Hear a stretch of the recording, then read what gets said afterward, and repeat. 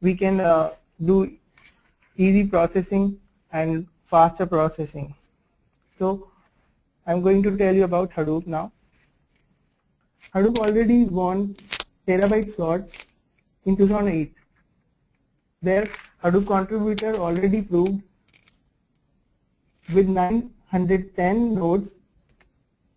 Each machine has 2 quad-core CPU, and with CPU speed 2 GHz and 8 GB RAM, with number of mappers 1800, and again reducer also 1800. They have solved the terabyte slot in 209 seconds. Yes, it's 209 seconds. So it's very fast. So we can also solve this problem. We can also play with the terabyte data and petabyte data, and we can solve it in few hours or few minutes. So what Hadoop provides? Hadoop provides highly scalable distributed computing framework, and it actually allows for distributed processing of large data set across the cluster of computers using a MapReduce programming model. So it means in Hadoop we need to use MapReduce technique, because MapReduce is the heart of Hadoop. So, but we don't need to bother about failures, because it detects the failures and handles failure at application layer. Same, Hadoop provides high available service. What I mean about high available service is, whenever some data node or some machine goes down, it automatically recovers the data in a cluster, and user or developer don't need to bother about that.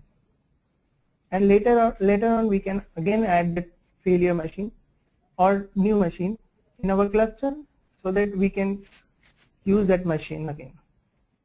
But we don't need to worry about data losses, because we already in Hadoop we can configure about application factor, so that our data can be recovered, and every time name node always check about data is recovered or not, or data node is in cluster is present or not, by giving heartbeat and by polling the machines.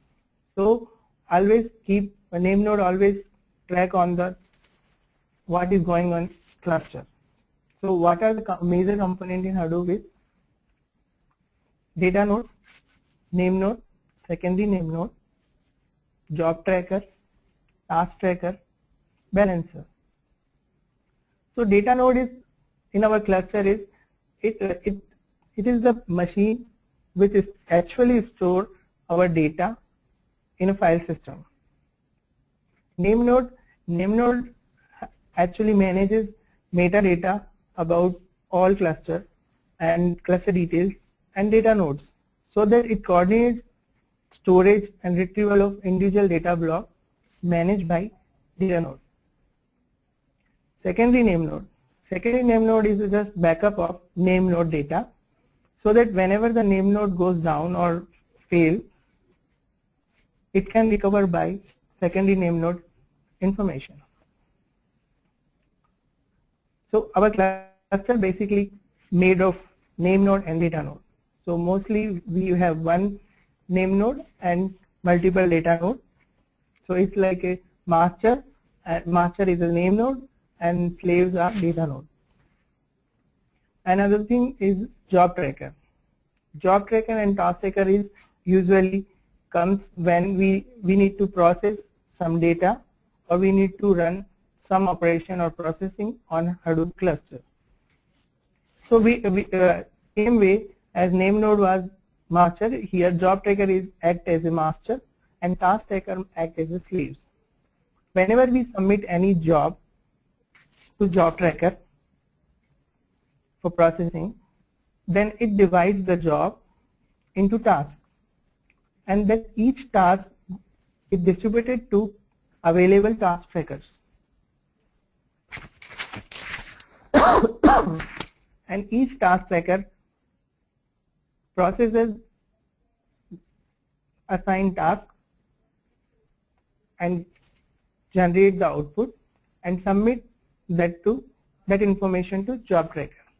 Job tracker always polls the task tracker, is it available or not, or is it working or not. So whenever some task tracker goes down between the processing, it reschedules the task to another available task tracker. Or sometimes it happens like task tracker could not process the task. So at that time, the failed task again can be restarted on the same task tracker or different task tracker also. So these information kept by job tracker by polling the task tracker, and it manages the job and resources in cluster. There is one more thing, balancer. Balancer actually balances the cluster. What I mean by balancing the cluster is, let's suppose we have 10 data nodes and 1 name node, and our cluster now almost 80% full. So we are and data is generated day by day, data is growing. So how we can handle that data and how we can fit that data in our cluster. So we are unable to fit that data into cluster. So that time we need to add more data nodes to our cluster.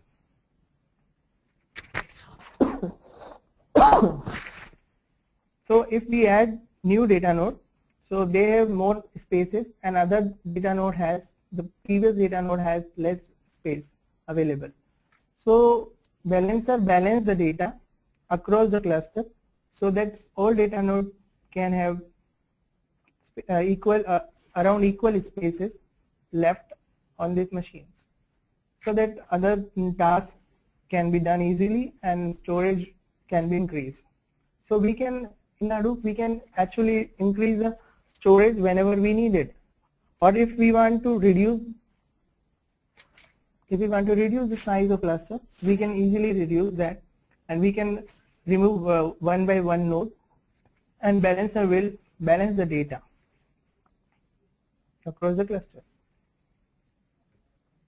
So I'm going to show now how we can set the Hadoop environment on our machine. So before that, I'm going to tell you, you need Java installation on your machine and Hadoop directory from internet. You can download Hadoop directory and you can extract on machine. Then you can proceed like this.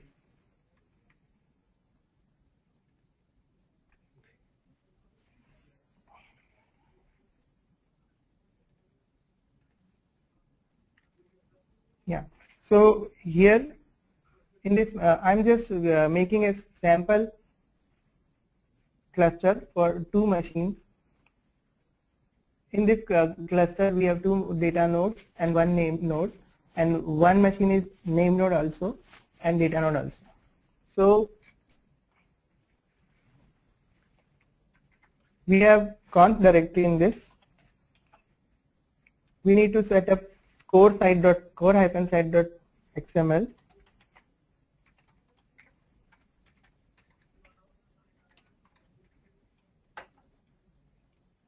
Here we can set all properties, like there are lots of properties here, and few are very important. Like I'm just telling you about the important one. This property is fs.default.name. Here we need to mention our name node IP, whatever your name, whatever the machine you want to make it as a name node, you need to give IP of that name node. Another property is fs.trash interval. It's needed when you delete something from your cluster. It will, how much time it will remain.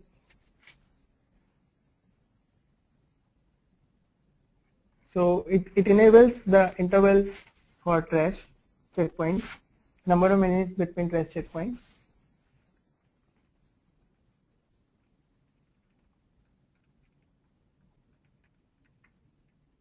Other properties are like, you can set temporary directory. Here I'm just setting the as it is. I'm giving the, because my user is root, so I'm providing the root here.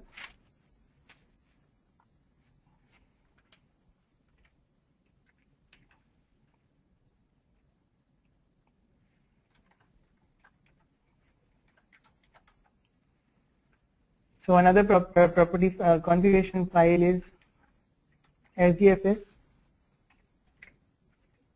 site.xml. In this you need to provide the DFS path. Here this is a important property, DFS dot replication and interval. So I set it to 3. So it's a this is a periodicity in seconds with which the name node computes the application work for data nodes. It means our data can be replicated after 3 seconds.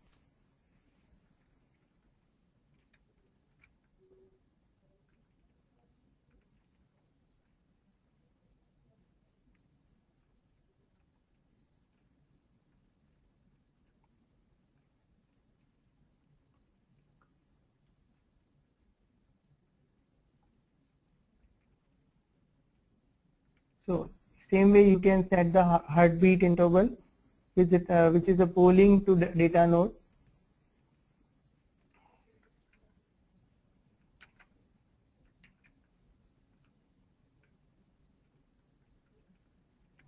This is a replication factor which I am talking about. It is useful when we want to recover the data. So it's a 3 here. So we can recover whenever the data node lost, we can easily recover the data because the balancer will balance the replication after 3 seconds it started whenever it goes down.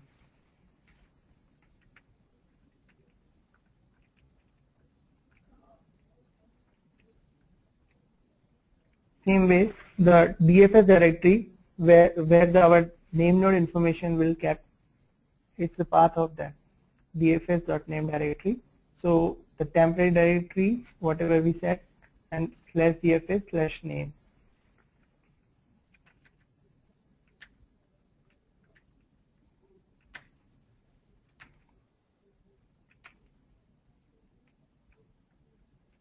There are other few properties you can also set. This port number you can change or you can set as it is.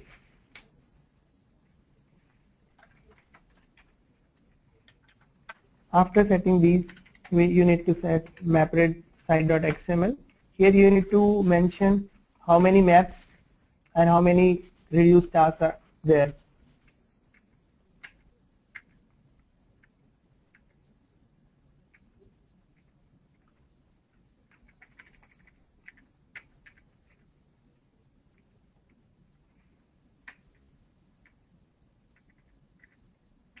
There are other properties which are it comes with the default file. You can keep it as it is or you can change also.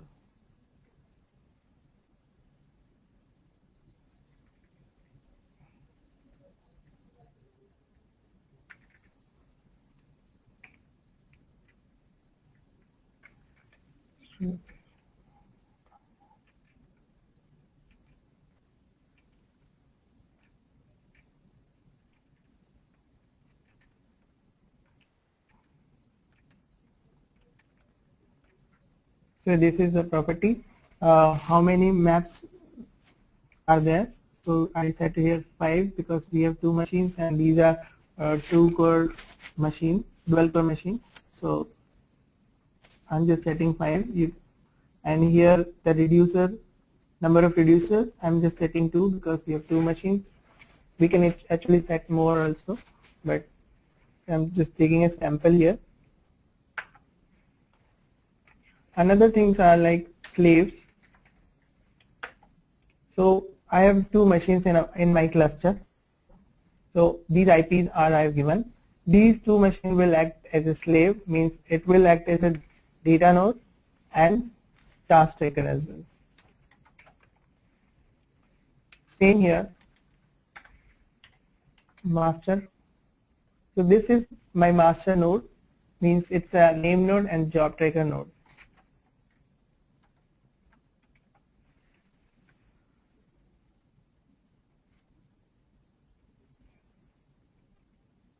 So I'm going to show you some more commands with the Hadoop. So everything is set now. So if we want to start a cluster, I'm already having cluster started, so I'm just stopping the cluster.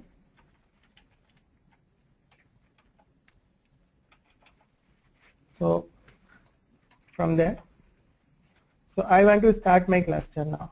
So I need to give this command start dfs .sh. This started our name node and data node in cluster, then secondary name node. We can check this on our browser.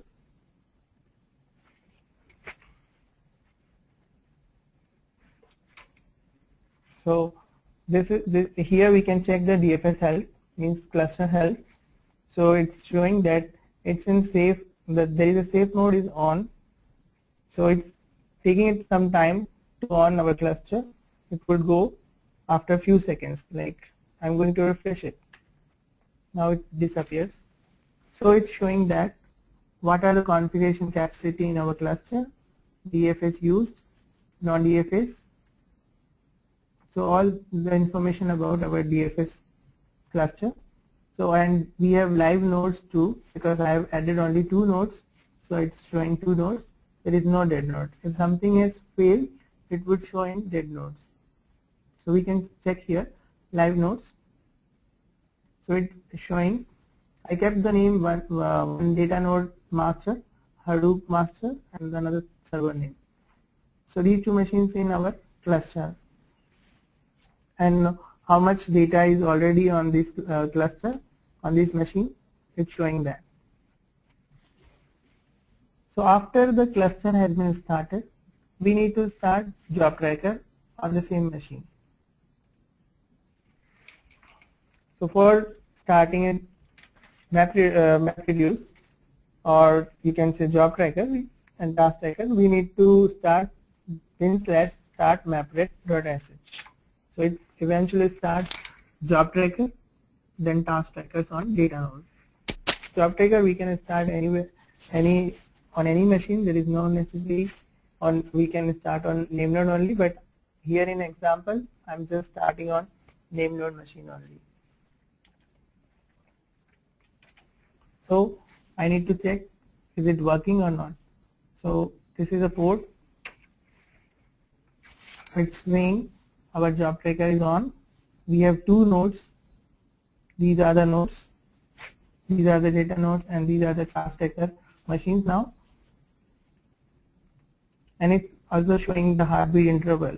So you can see the number of map tasks, reduced tasks, failure, and everything you can see here, because it reports and it monitors. That is the main functionality.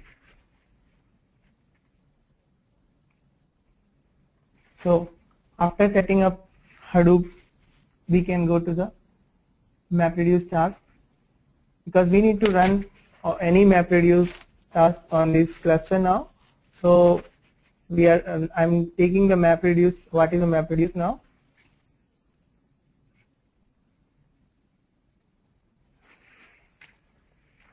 MapReduce is a simple programming model which is